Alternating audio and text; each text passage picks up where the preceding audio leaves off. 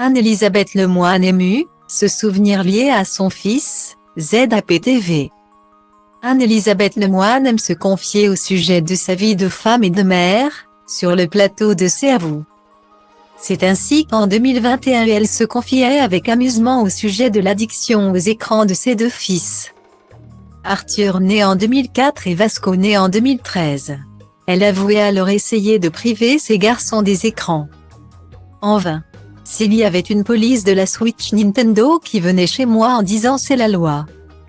C'est comme ça, il me semble que je servirais un coup aux policiers, il y a des manifs. C'est pas aussi simple, il y a des manifs d'enfants, chez moi, s'était-elle amusée. Mais s'ils adorent les écrans, Arthur et Vasco ne se bousculent pas pour regarder leur mère sur France 5 dans son émission C'est à vous, à la maison. On ne parle pas trop de boulot.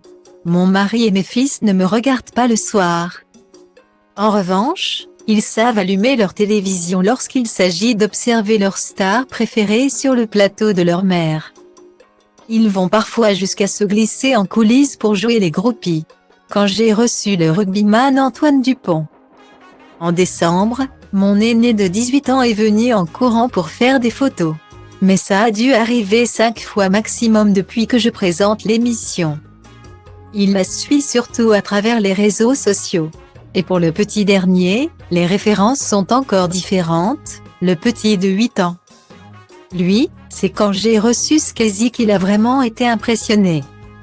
Mais les enfants d'Anne-Elisabeth Lemoine ont d'une certaine façon toujours fait partie du parcours de leur mère.